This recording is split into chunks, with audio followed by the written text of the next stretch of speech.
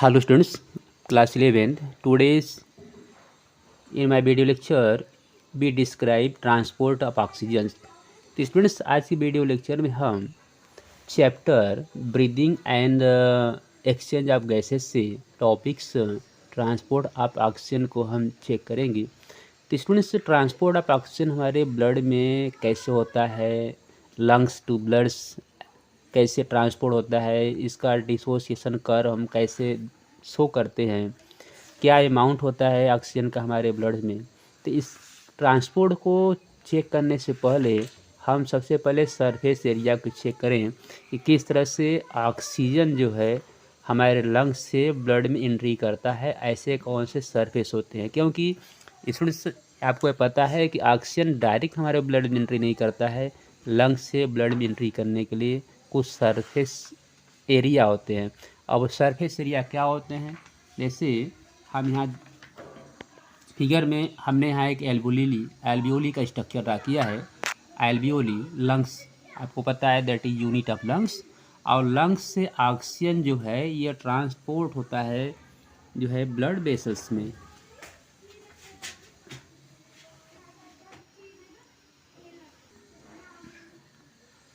तो स्टूडेंट्स ये ऑक्सीजनेटेड जो ब्लड्स है जब ब्लड वेसल्स में एंट्री करता है तो यह ब्लड वेसल से यह आता है हार्ट्स में, और हार्ट्स ब्लड को प्योर ब्लड को ऑक्सीजन के साथ यह सेल्स में एंट्री करता है।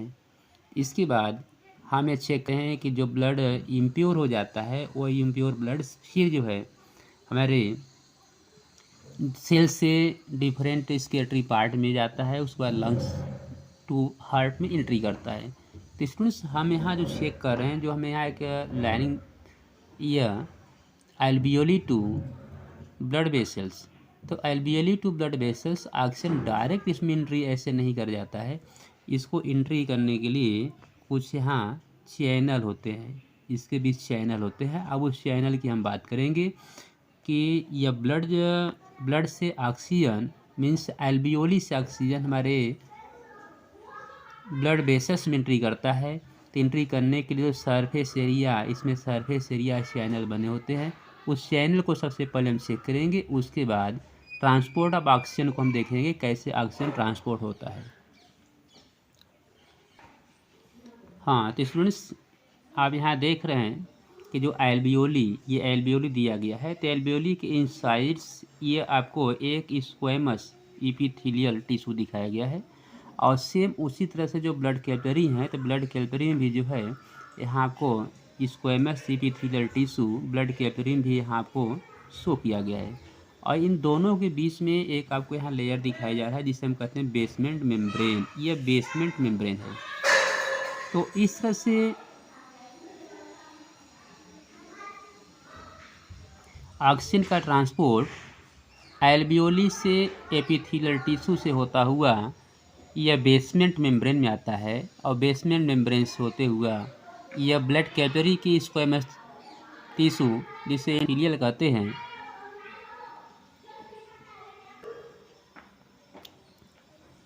इस तरह से ये ऑक्सीजन का exchange alveoli to capillaries squamous epithelials and after basement membranes and against squamous epithelium of blood capillary जिसे हम एंडोथेलियम नाम भी देते हैं। स्टूडेंट्स यह जो आप देख रहे हैं जो बेसमेंट मेम्ब्रेन है यह नॉन सेलुलर होता है, यह डिफरेंट टाइप के प्रोटीन्स, कार्बोहाइड्रेट्स एंड से बने होते हैं। तो ये सेलुलर, इसे हम लोग नॉन सेलुलर नाम देते हैं। अब इसमें जिस तरह से आप देख रहे हैं कि ऑक्सीजन का ट्रांसपोर्ट होता है, सेम वैसे कार्बन डाइऑक्साइड भी ब्लड कैपिलरी से एल्वियोली में ट्रांसपोर्ट होता है।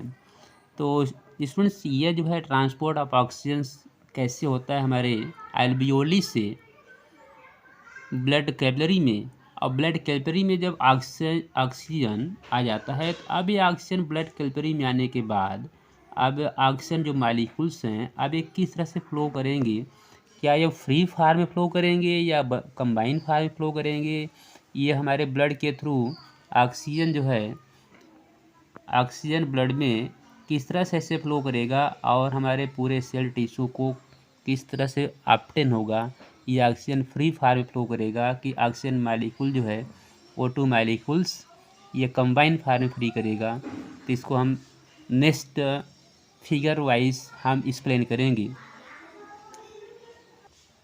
हाँ तो स्टूडेंट्स, हमको ऑलरेडी पता है कि जो ब्लड से ये ब्लड में प्लाज्मा और ये सेल्स होते हैं। तो ब्लड में डिफरेंट टाइप सेल्स होते हैं, तो डिफरेंट टाइप सेल्स से हमें इस यहाँ कोई मीन्स नहीं है। तो ऑक्सीजन के ट्रांसपोर्ट के लिए हमें आरबीसी की आवश्यकता पड़ती है। तो स्टूडेंट्स से आपको आप जानते हैं, ऑलरेडी पढ़ चुके हैं कि यह ब्लड में ये प्लाज्मा या लोइस कलर प्लाज्मा होता है, लिक्विड मटेरियल्स, और उसी में सेल्स होता है जिसे हम कहते हैं आरबीसी। तो यह जब ऑक्सीजन्स एल्वियोली से एंट्री करता है हमारे ब्लड कैपिलरी में, तो इसमें इस पॉइंट को अच्छे तरह आप जो है लर्न कर लेंगे कि जो ऑक्सीजन हमारे एल्वियोली से ब्लड कैपिलरी में आता है, तो उसमें से 3% ऑक्सीजन या डिजॉल्व होकर फ्लो करता है और 97% ऑक्सीजन हीमोग्लोबिन से बाइंड होकर फ्लो करता है। और हीमोग्लोबिन्स पाए जाते हैं आरबीसी में। ओके, तो इसका रीज़न ये है, यह हमने ये पॉइंट आपको शो किया है कि ऑक्सीजन जो होता है is not very soluble in liquid. Oxygen molecules है, और ऑक्सीजन मालिक्यूल जो है वाटर में बहुत ज़्यादा सॉल्युबल नहीं होता है, क्योंकि स्टूडेंट्स अब केमिस्ट्री में ऑलरेडी पढ़ चुके हैं कि जो मालिक्यूल्स होते हैं फ्री फॉर्म होते हैं, वो वेरी रिएक्टिव नहीं होते हैं। तो इस रीज़न से ये ऑक्सीजन मालिक्यूल ओनली 3% ही जो है प्लाज्मा में डिजॉल्व होगा, और 97% ये आरबीसी में हीमोग्लोबिन से बाइंड होकर फ्लो करेगा। अब इसके बाद स्टूडेंट्स हमको थोड़ा यह भी चेक करना है कि यह हीमोग्लोबिन का शेप कैसा होता है, और हीमोग्लोबिन आरबीसी के इनसाइड होते हैं, और ये हीमोग्लोबिन्स ऑक्सीजन को कितने मॉलिक्यूल्स की ऑक्सीजन को बाउंड करेगा, और बाउंड करने के बाद हीमोग्लोबिन जो है किस तरह से यह सेल को प्रोवाइड करता है, इजीली प्रोवाइड कर देगा कि हार्डली प्रोवाइड करेगा, इससे क्या रीज़न होगा, क्या कंडीशन होगी, इसको भी हमें थोड़ा एक फिगर वाइज थोड़ा हम लोग कंसीडर करेंगे। उसके बाद फिर हम लोग इसके एक ऑक्सीजन डिसोसिएशन कर्व को भी चेक करेंगे। हाँ तो स्टूडेंट्स, हम इस फिगर में थोड़ा बात करेंगे। इसमें हीमोग्लोबिन का 1 मालिक्यूल जो होता है वो ऑक्सीजन के 4 मालिक्यूल को बाइंड करता है। तो ये आरबीसी में अगर हम चेक करते हैं कि नंबर ऑफ हीमोग्लोबिन कितने होते हैं, तो नंबर ऑफ हीमोग्लोबिन जो है ये 280 मिलियंस हीमोग्लोबिन इन पर आरबीसी या अप्रॉक्स में कैलकुलेट किया गया है। तो हीमोग्लोबिन में अगर हम देखते हैं तो हीमोग्लोबिन की स्ट्रक्चर में ये आयरन सेंटर होता है, आयरन सेंटर पार्टिकल्स है, और इस आयरन से ये ग्लोबिन मालिक्यूल्स इस तरह से ग्लोबिन का chain, globin that is proteins है, पॉलीपेप्टाइड चेन इसमें होता है।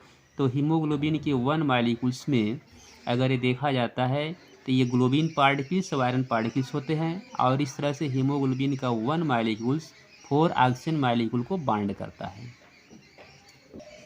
हाँ तो स्टूडेंट्स, अगर हम ऑक्सीजन डिसोसिएशन कर्व की बात करते हैं तो सबसे पहले हमने ऑलरेडी आपको एक हिस्ट्री बताई थी कि 3% जो ऑक्सीजन है यह डिजॉल्व प्लाज्मा के थ्रू फ्लो करता है, और 97% जो ऑक्सीजन है ये हीमोग्लोबिन फॉर्म में फ्लो करता है।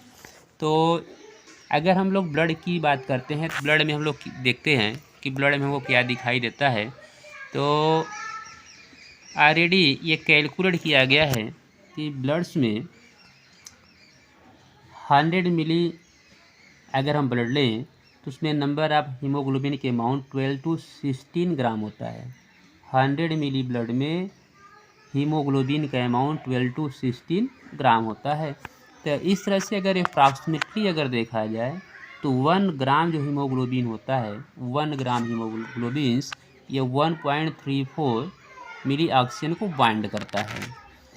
क्योंकि अभी हमने आपको बताया कि 1 हीमोग्लोबिन मालिक्यूल जो है 4 ऑक्सीजन मालिक्यूल को बाइंड करता है। तो इस तरह से अगर हम 15 ग्राम हीमोग्लोबिन की बात करें तब 15 ग्राम हीमोग्लोबिन जो है नियर अबाउट 20 मिली ऑक्सीजन को बाइंड करेगा। और ये 15 मिली हीमोग्लोबिन पाया कहाँ जाता है, तो 15 ग्राम हीमोग्लोबिन जो है ये 100 मिली ब्लड में ऑलरेडी पाया जाता है। तो इस तरह से हम ये कैलकुलेट करेंगे कि 100 मिली अगर ब्लड देखें तो नियर अबाउट 20 मिली ऑक्सीजन को बाइंड कर सकता है। इसकी बाइंडिंग कैपेसिटी है, जो कि वेरी वेरी इंपॉर्टेंट पॉइंट्स है कि 100 मिली जो ऑक्सीजन ब्लड है ये 20 मिली ऑक्सीजन को बाइंड कर सकता है। तो इस तरह से स्टूडेंट्स अगर हम ऑक्सीजन डिसोसिएशन कांस्टेंट की बात करें तो ऑक्सीजन डिसोसिएशन कांस्टेंट में अगर हम ग्राफ की बात करें, ग्राफ को चेक करें तो पार्शियल प्रेशर ऑफ ऑक्सीजन जो दिया गया है mmHg में, और इस साइड आपका जो है हीमोग्लोबिन ऑक्सीजन डिसोसिएशन कर्व दिया गया है। तो ये पॉइंट ए और पॉइंट बी पर अगर हम चेक करते हैं, पॉइंट ए जहाँ की 100% सेचुरेशन है, तो 100% सेचुरेशन में हम लोग क्या चेक करते हैं कि ये लंग्स से ऑब्टेन होता है। और पॉइंट बी में अगर हम देखेंगे जो पॉइंट बी है, तो पॉइंट बी पे हमको क्या ऑब्टेन होगा, थोड़ा ग्राफ को हम ऐसे करके देख लेते हैं। पॉइंट बी पे नियर अबाउट जो है 75%, और ये जो ऑक्सीजन प्रेशर 40 mmHg, और ये oxygen haemoglobin gradient that is 75। तो यहाँ जो हम लोग चेक कर रहे हैं पॉइंट बी पर, तो पॉइंट बी आपको दिखाया जा रहा है एट ए फिजियोलॉजिकल रेस्ट। जब आप फिजियोलॉजिकल रेस्ट करते हैं, जब आपको कोई वर्क नहीं करना है, तो ऐसे कंडीशन में आप यहाँ क्या देखते हैं कि यह 20 मिली जो 4 माने हीमोग्लोबिन मालिक्यूल्स हैं, ऑक्सीजन मालिक्यूल्स, इसका 75% बॉन्ड रहता है और 25% टिश्यू काप्टेन होता है। तो 25% टिश्यू काप्टेन होने के मीन्स यह है कि जो 20 मिली यह हमारा ऑक्सीजन है बॉन्डिंग 100 मिली ब्लड में, इसका 5 मिली जो है हमारे टिश्यू को डिलीवर हो जाएगा, और 15 मिली हमारे जो है ब्लड में ही हीमोग्लोबिन से बांधी रहेंगे। यह कंडीशन तब होता है जब हम फिजियोलॉजिकल रेस्ट करते हैं।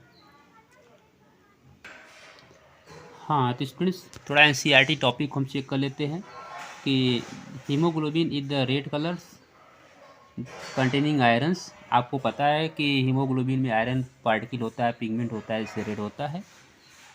Okay, present in the RBC जो RBC में होते हैं।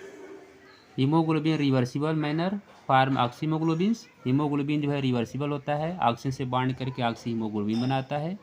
और इस हीमोग्लोबिन जो मालिक्यूल्स होता है ये कैरी करता है फोर ऑक्सीजन मालिक्यूल्स को, और इस तरह से बाइंडिंग ऑफ ऑक्सीजन जो हीमोग्लोबिन होता है तो ये पार्शियल प्रेशर प्रोड्यूस करेगा।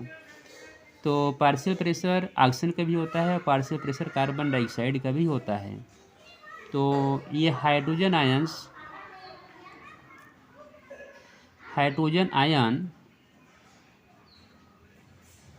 Concentration and temperature are the other factor.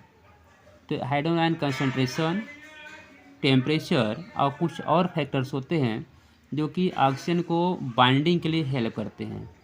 तो अगर हम एक कर्व देखते हैं ऑक्सीजन का, तो एक सिग्मॉइड कर्व ऑब्टेन होता है यह ऑक्सीजन के परसेंटेज सेचुरेशन का और हीमोग्लोबिन ऑक्सीजन बॉन्डिंग का। तो students that is important points, sigmoid curves of oxygen dissociation curve that is sigmoid होता है, that is very important points है।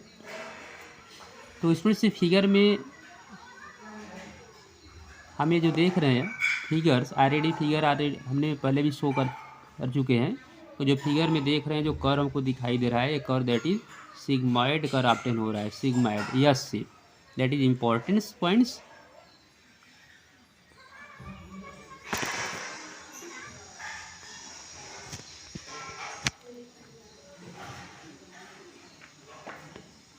तो hemoglobin with oxygen plotted against the partial pressure of oxygen, this curve is called the oxygen dissociation curve, और इस curve को हम लोग oxygen dissociation curve नाम देते हैं, ठीक है। And highly useful in studying the effect of the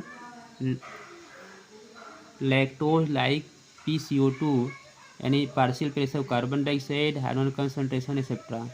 on binding oxygen with haemoglobin, जब ऑक्सीजन हीमोग्लोबिन से बॉन्ड होता है, the alveoli where high oxygen concentration, low carbon dioxide concentration and lesser hydrogen ion concentration and lower temperature। तो students जो है कि जब alveoli से ऑक्सीजन एंट्री करता है ब्लड वेसल्स में, जो इसके पहले हम आपको जो है कि ये इमेज वाइज शो कर चुके हैं, ऐसे कंडीशन में 4 फैक्टर इंपॉर्टेंट होता है। और फैक्टर क्या होते हैं कि हाई ऑक्सीजन कंसंट्रेशन होना चाहिए और लो कार्बन डाइऑक्साइड कंसंट्रेशन होना चाहिए और लेसर जो है हाइड्रोजन कंसंट्रेशन होना चाहिए और आपका जो लोअर टेम्परेचर होना चाहिए। तो ऐसे कंडीशन में ये फैक्टर ऑक्सीजन को इवाल करते हैं कैपिलरी में, ब्लड कैपिलरी में एंट्री करने के लिए। Whereas in the tissue, अब जब ऑक्सीजन ब्लड कैपिलरी से टिश्यू में एंट्री करेगा तो ऐसे कंडीशन में लो ऑक्सीजन प्रेशर, वहाँ ऑक्सीजन प्रेशर कम होना चाहिए और कार्बन डाइऑक्साइड प्रेशर हाई होना चाहिए और हाई हाइड्रोजन कंसंट्रेशन होना चाहिए। तो ये कंडीशन शो करेंगे ब्लड वेसल से जो टिश्यू है, तो टिश्यू में एंट्री करने के लिए। तो टिश्यू में एंट्री करने के लिए जो कंडीशन यहाँ अप्लाई किया गया है, ऐसे में कंडीशन में whereas in the tissue where the low partial pressure of oxygen, tissue में ऑक्सीजन का प्रेशर कम होना चाहिए एंड हाई कार्बन डाइऑक्साइड, इसे कार्बन डाइऑक्साइड टिश्यू से वेसल्स में एंट्री कर सके and high hydrogen concentration and higher temperature is this, the concentration are favourable for dissociation of oxygen from haemoglobin. और ये कंडीशन जो है, the conditions are favourable for dissociation of oxygen from the oxy haemoglobin, और यह condition जो है oxy haemoglobin से oxygen को डिसोसिएट करने के लिए रिस्पॉन्सिबल होता है।